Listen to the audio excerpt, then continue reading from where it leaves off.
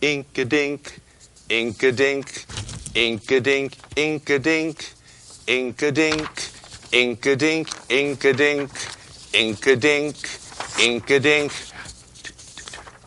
Wow.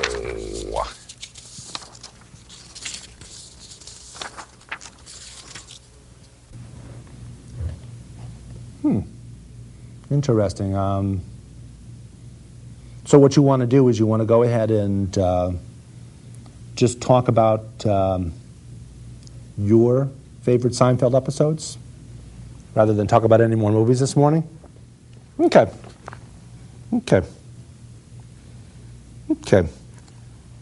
Now, okay. Oh, good morning. Welcome to Basil BuddhaCat Presents. We actually this morning are going to talk about Basil's favorite Seinfeld episodes. Now, Seinfeld aired, I'm going to say from perhaps like 1991 to 1995. Ran a total of about 160 episodes. Pretty highly regarded. And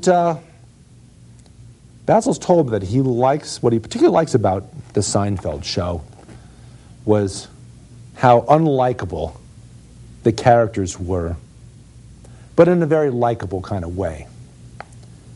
Okay, you want me to just go ahead and talk about, I'll read off for the audience some of your favorite episodes, and you can comment from it. Of course, we have a call-in also, so perhaps we'll get some call-ins, some commentary on your episodes, maybe some suggestions from others who will note some of the episodes that we may have missed. Okay, Basil's number one pick, and I'll read the synopsis of it. The Bizarro Jerry. And here's the summary. Jerry's whole system breaks down as George becomes a model magnet, Kramer becomes a 9-to-5 suit, and Elaine takes up with a trio of new buds, Kevin, Gene, and Feldman. The sensitive cerebral opposites of her current clutch. If that isn't enough, Jerry's dating Jillian, a man-handed woman. Now, what about this episode appeals to you? Okay, Basil says he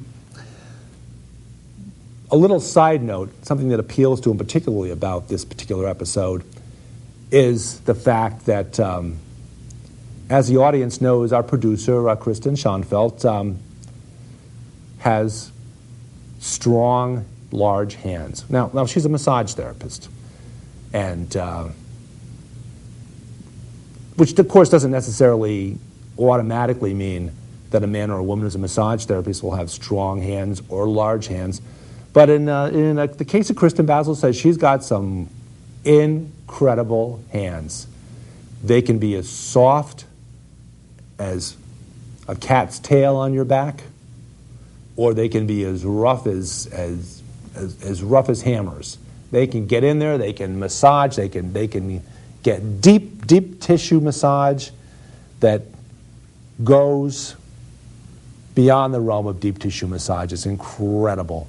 Well, Kristen says it herself. She says her massages essentially make you feel, she turns you into mush. And I think that's pretty safe to say that. That's pretty accurate.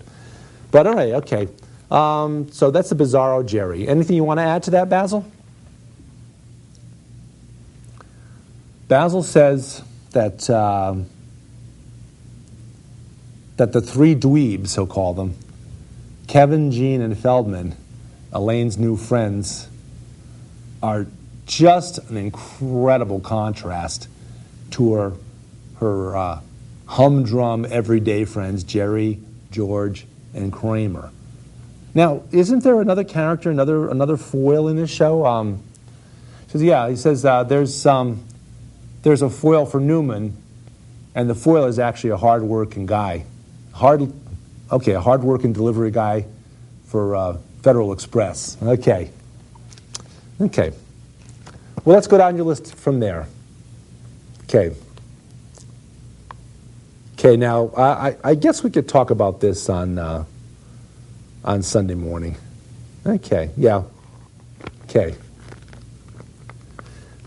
Basil's number 2 is called The Contest. And the summary of it is, George's mother catches him, with a copy of Glamour magazine, prompting a contest to see who can remain master of their domain. Now I want to make sure you have this accurate, Basil, because when you hear the term master of their kingdom or their domain, now we're not talking about Jesus Christ, our Lord and Savior here. We're talking about something a little different than that. But Basil says he knows, he understands that. He understands that the 3 guys and the gal are having a contest to see who can go the longest. Let's use our biblical term, celibate, in a sense. Okay. And apparently, I guess, what happens in this episode, if I recall correctly, is a fellow by the name of John F. Kennedy Jr. Messes the whole thing up for poor Elaine. So that's it. Okay.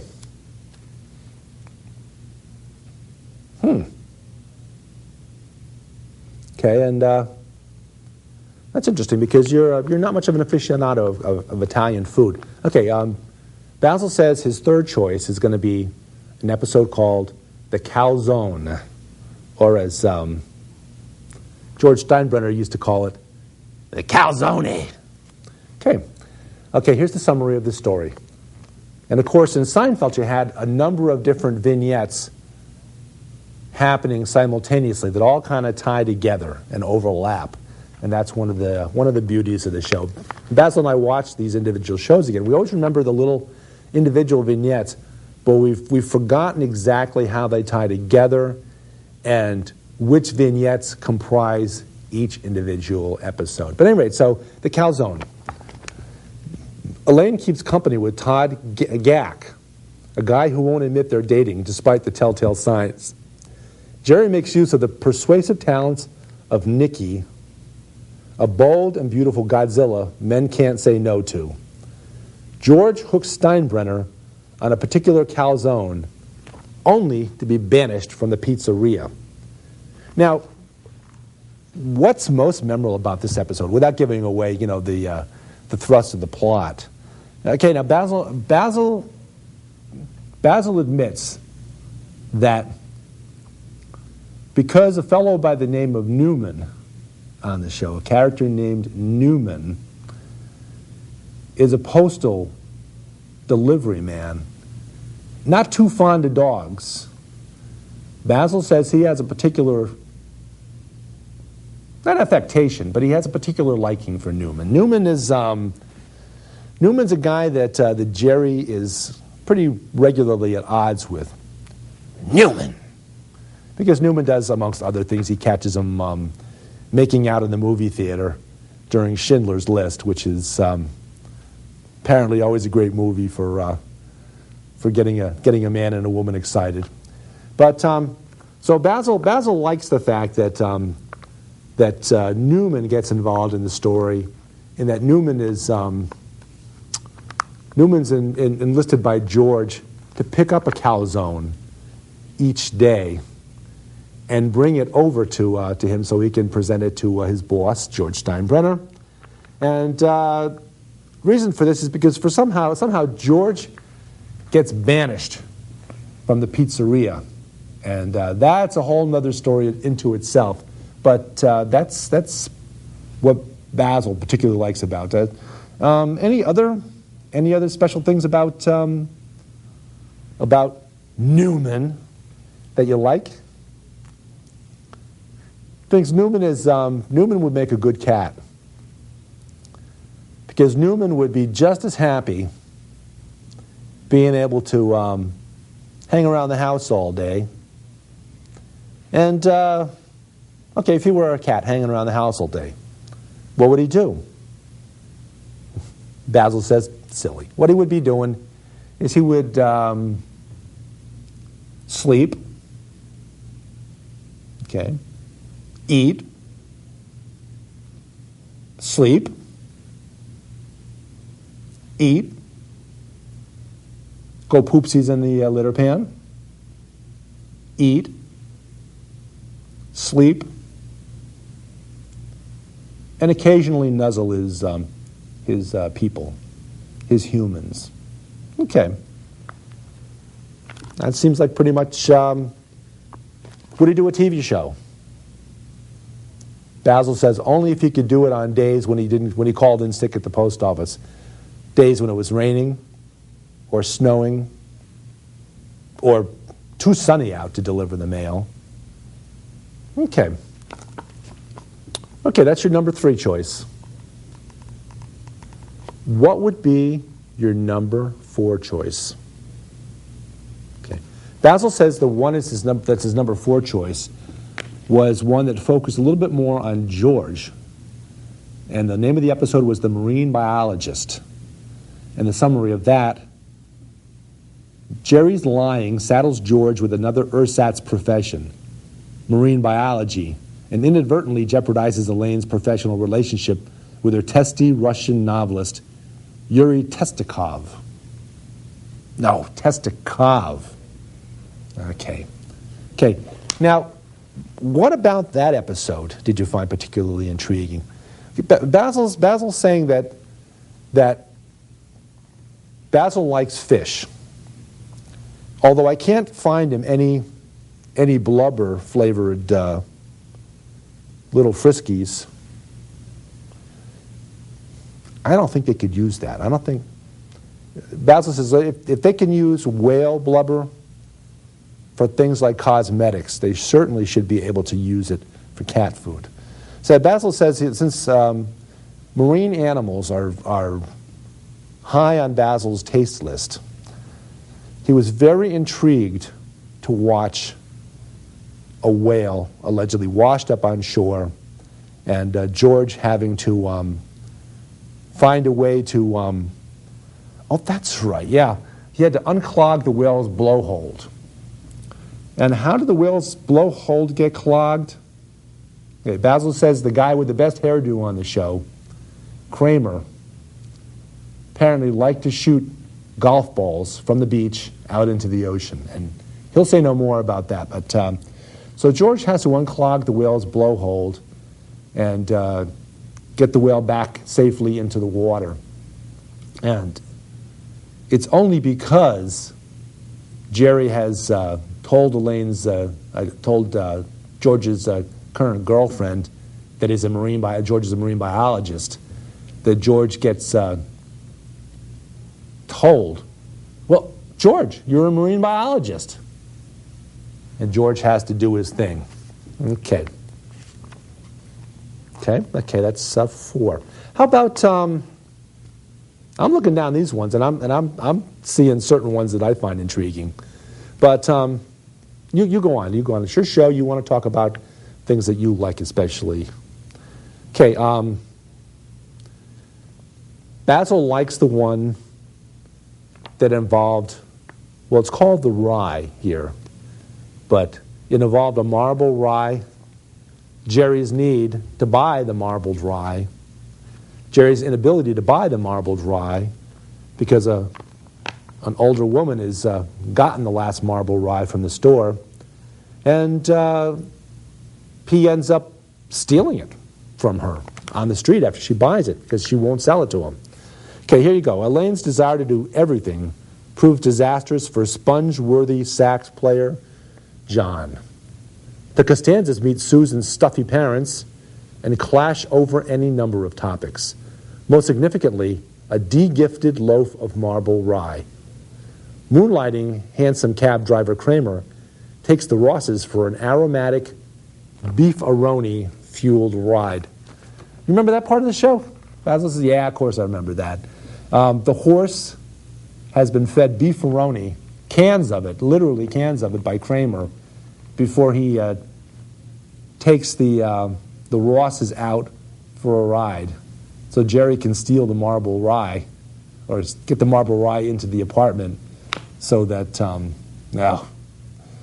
Oh, I can just imagine. I can just smell that horse right now. Okay. Now Basil's fond of horses. Basil, even though he likes the teasing of horses in this case, the poking a little fun at him, he likes horses. He thinks they're probably nearly as intelligent as cats. If horses could hang around the house all day or hang around the farm, eat some oats, drink some water, drop their poops, and ride humans, that horses would, in fact, in that case, be as smart as cats. That would take some pretty big humans, though, wouldn't it? Basil says, well, you'd have to have 3 or 4 humans for each individual horse to ride. Okay. Keep going. Number 6. Okay.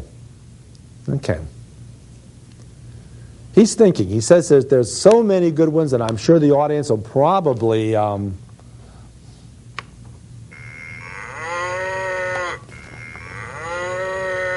Hello? Good morning, Basil BuddhaCat presents. Oh, Basil, it is Elsie the cow calling back. Elsie the cow, who's called in a number of times on the shows, always has a lot to add to the conversation, usually in the forms of questions. Okay, but this time Elsie wants to lodge an official protest.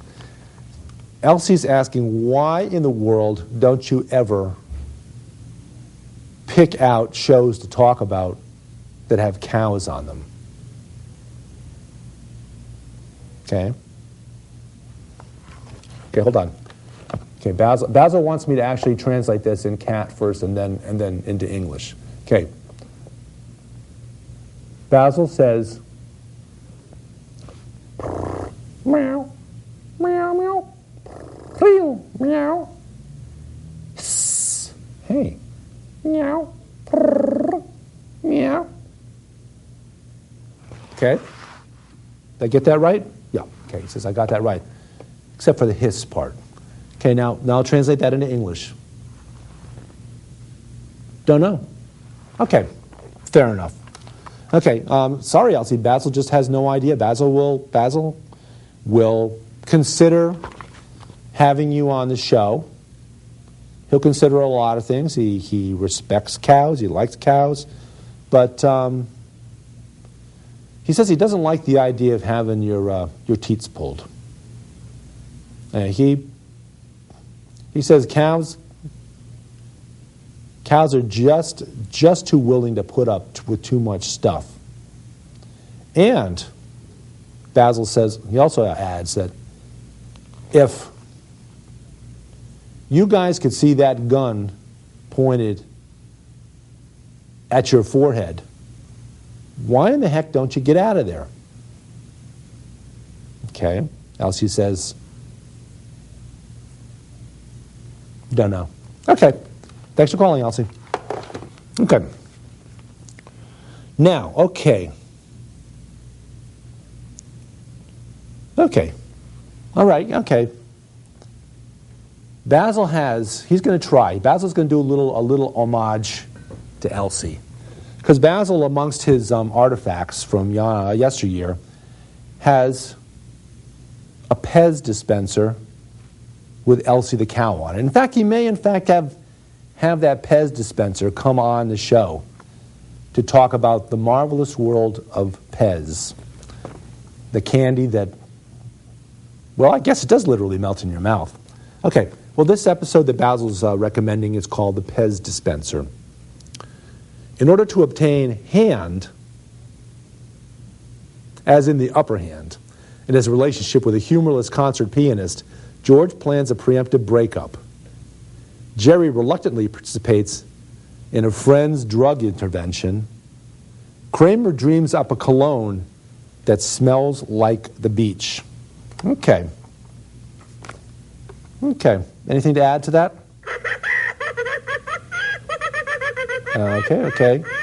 Okay. Good morning, Basil BuddhaCat presents. Oh. Basil, it's Kramer. Now, is this the Kramer? Cosmo Kramer? Michael Richard? Whew. You don't want to hear what he just said. Yeah, I think it's him. He had a little anti-cat tirade there for a moment. Oh, okay. Well, are you beyond that, Cosmo? Okay.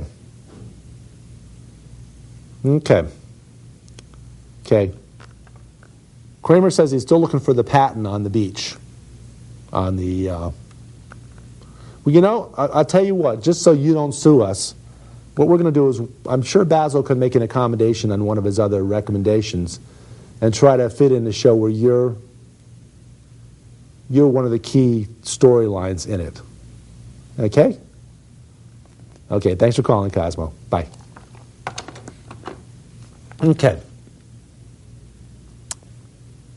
Anything else about the Pez dispenser?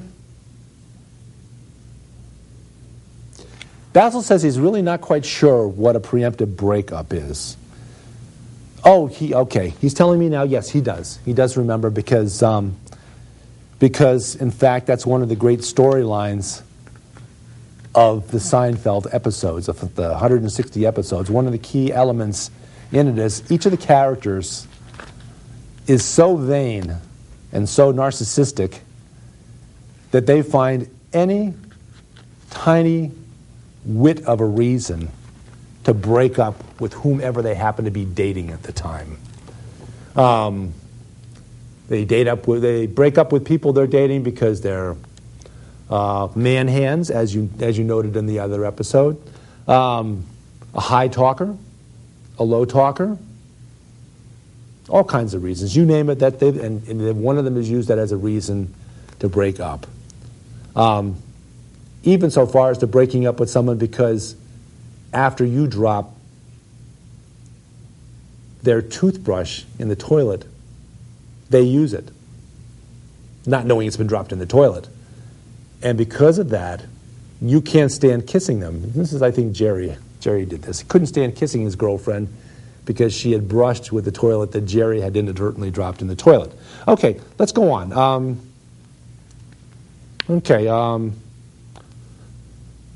Okay, we've got to make a little accommodation here now.